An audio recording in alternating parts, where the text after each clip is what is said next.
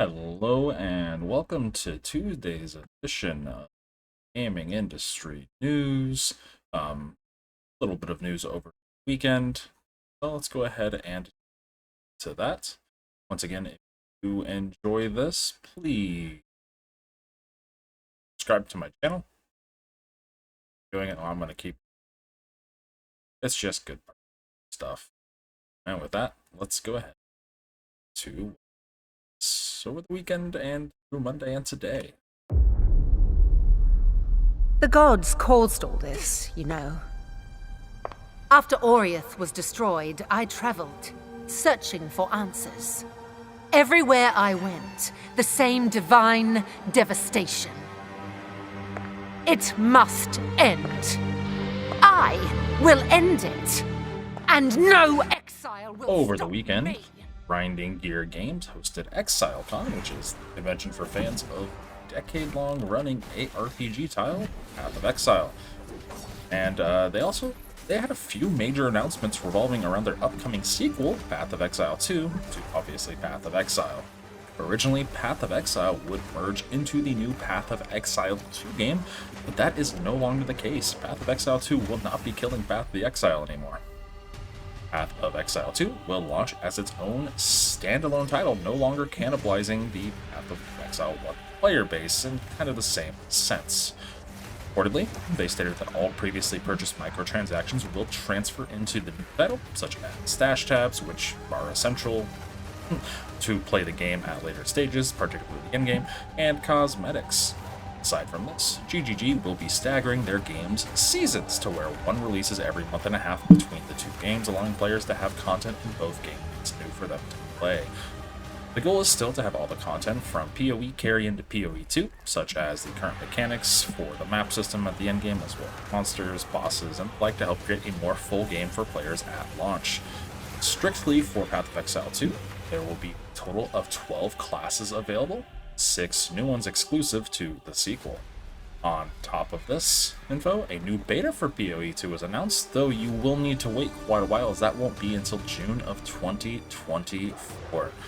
So, if for some reason you do not enjoy what Path of Exile 2 has to offer, Path of Exile 1 will still be there for you to play, just without the movement upgrades such as the dodge roll that will be available in Path of Exile 2 or the new classes. The endgame mechanics will all still carry over, so PoE 2 will be heavy on content at its launch, for those who are looking for that to carry over a bunch of stuff. Who knows on how they will work on that, if they'll remove new content as old content comes out, but each game will be able to run along, so if you do want to go back and have a blast from the past, every month and a half, well, every 3 months you'll still have a new season in Path of Exile, and they'll kind of carry on between two titles for you. All the monsters and enemies.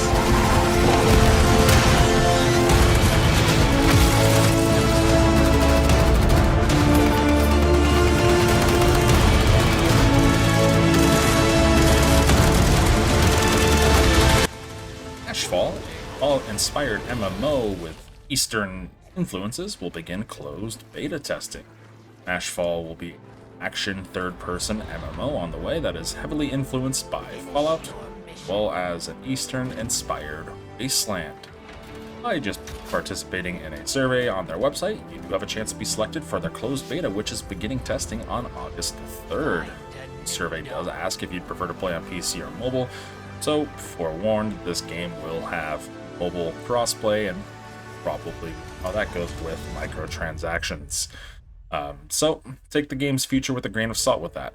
So some concessions will have to be made, graphics-wise and content-wise, with that mobile in mind. So you might be a little light on mechanics, and probably a heavy dosage of microtransactions from hell. Though Ashfall will be free to play come its launch, so that will hopefully balance that out, and hopefully, if you're looking for like a Fallout-y type MMO, there won't be any pay to win in the title. Though making it where it's coming from and it being a mobile title, really don't bet on a lack of pay to win in this title. 4 months after its launch, Team Ninja is finally apologizing for the poor performance on PC in Wolong Fallen Dynasty. Like I said, this apology is only coming 4 months after the game's release, nothing like the present, I suppose. The game suffered some extreme stuttering difficulty maintaining its frame rates on top-end hardware at its launch. Also, a slew of other technological issues with the title, as I conveyed in my review of the title at its launch. Well, 4 months later, Team Ninja has officially apologized for this and have finally placed fixing the issues at the top of their priority list of fixes for the game. Better late than never, I suppose. And this is probably also, in fact, because they have new content on the way from the game, both free and pay. They did announce that there are 2 paid DLCs on the way, as well as a slew of other free updates. August will see the launch of an online co-op compatible boss rush mode, and September will have the first paid DLC, and December will round off the game's support with a second and last paid DLC. Collaborations are also in store with Team Ninja's other Soulsborne title, Neo, as well as the forthcoming Lies of P title from a different developer entirely. So we're getting some Soulsborne, Souls-like crossovers here. We'll see how that goes. Hopefully its PC issues get rounded out, because beneath all that, the game is very fun. It's like much like an easier Sekiro from Software. It was stylized well, it looked well, and when it ran really well, but when it didn't, it really...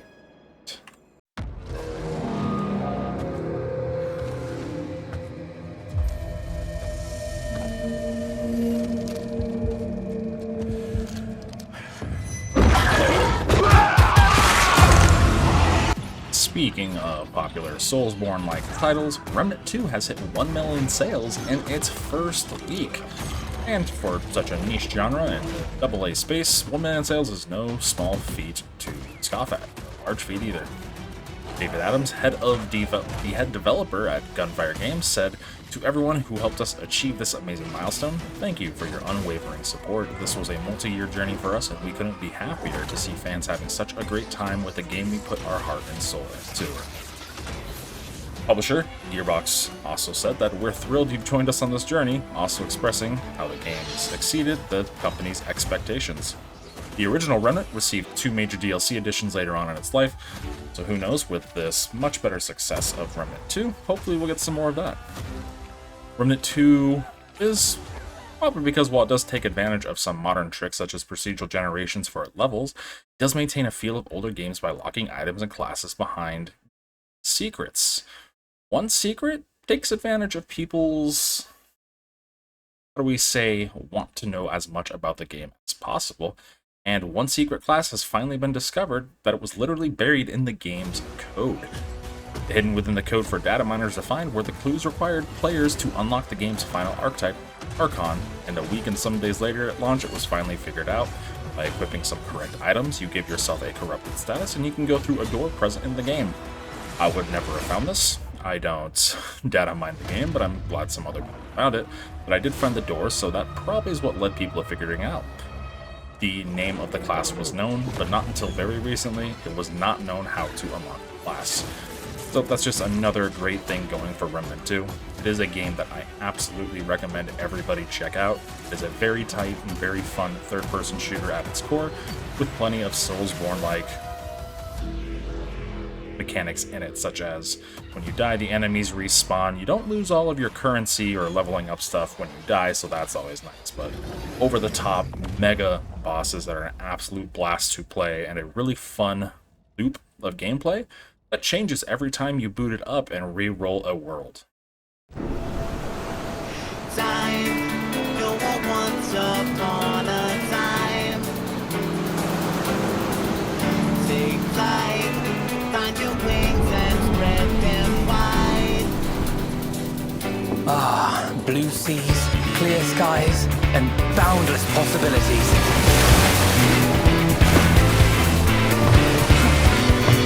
I dare say our destination will soon be in sight. Enjoying yourself for a change? Something that I did miss last week from the Final Fantasy XIV Fan Fest was that Square Enix was promising to bring more games to Xbox. So, outside of the announcement that Final Fantasy XIV was coming to Xbox next spring with the 6.5 update, well, not the 6.5, but next spring with an open beta following the 6.5 update, Jim Spencer, head of Xbox, and the new Square Enix CEO, Takashi Kiryu, had a major announcement. Kiryu stated, And one more thing, as CEO of Square Enix, we want to continue to deliver fabulous games to fans across the world. And of course, we want to welcome the Xbox community as well. And starting with today's announcement of Final Fantasy XIV coming in spring 2024, and wherever possible, we are planning to bring our games to Xbox for players around the world to enjoy. We're really looking forward to working closely with Phil and the Xbox team to make this possible.